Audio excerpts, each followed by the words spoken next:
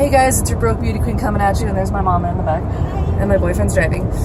But last night, so yesterday I posted this thing about the whole transgender thing in the military. Well, I didn't post about it.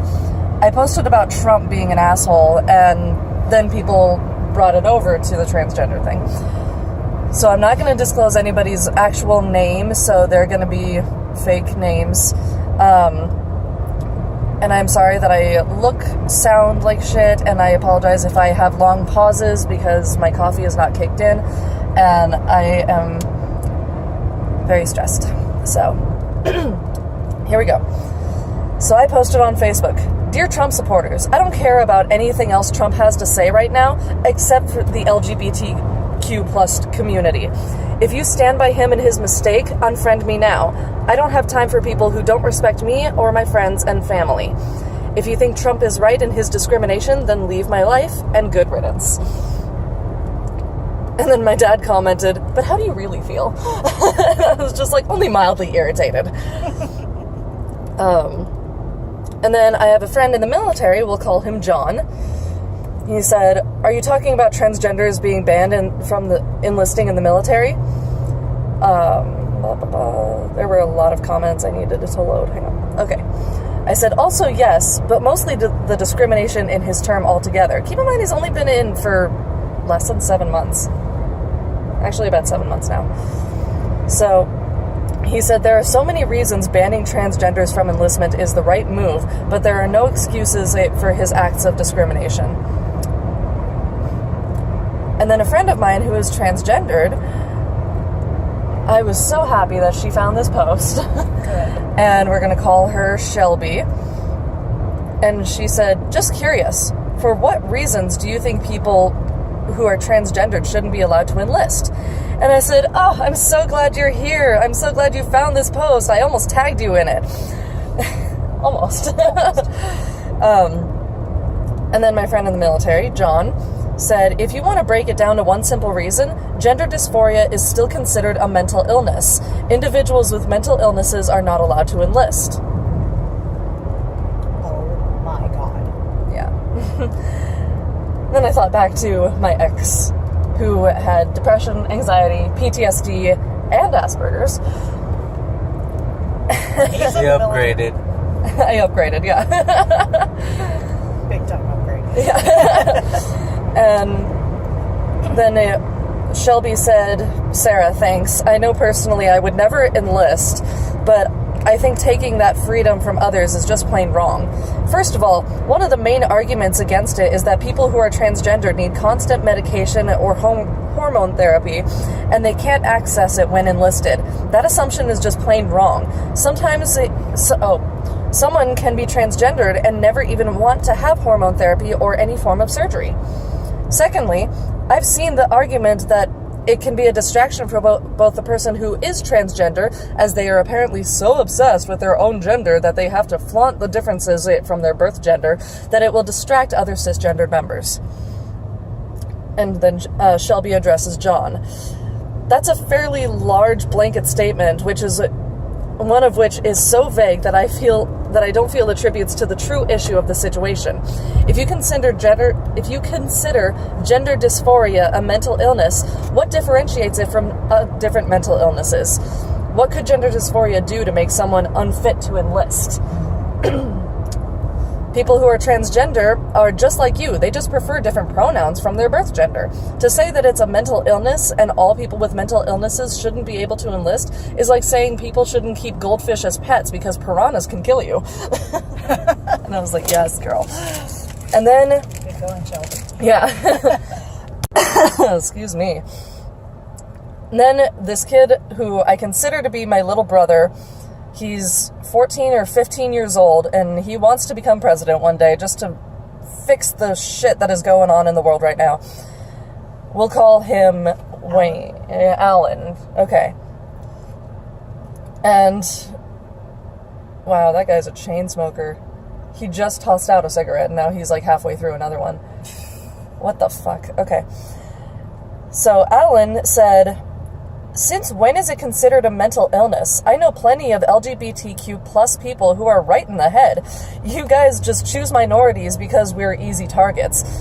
We need to stop letting politicians from determining what is right and wrong by separating religion from state. And it is also time to make equal rights laws. In the eyes of the law, all members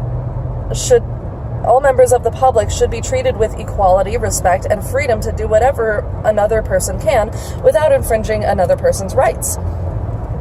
And then John wanted to address me about my ex, and he said, was he diagnosed while he was in or before he enlisted? Officially diagnosed, that is.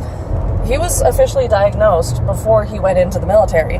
But the thing is that when they asked him, do you have any mental illnesses? He said no, and they just went, okay, welcome to the Navy. They don't care, honestly. Like, They don't do background checks. They don't do background checks. They don't call the person's doctor. They don't even evaluate them. He was able to fly under the radar with even back problems. Like, he had back problems, and he was able to enlist no problem. Anyways, John goes on to say, and I'm not saying I would mind serving next to a transgender individual as long as they can keep up and pull their weight. But until the nation as a whole makes up their mind on this whole transgender debacle that is going on, it is an unneeded distraction as of right now. The military has so many other problems as it is. Alan says, it really wasn't a problem until you guys brought it up. John says, I don't know who you guys are. Alan says, I'm referring to politicians and anti-GPT. Anti-LGBT. Yes, anti-LGBT community people. It was a broad generality. Shelby says, if it wasn't an issue 2 days ago, I don't see why it suddenly is becoming one. Alan, and them pulling their weight, they were. And if they weren't, they'd be removed from service. This is a case of BS, if you ask me.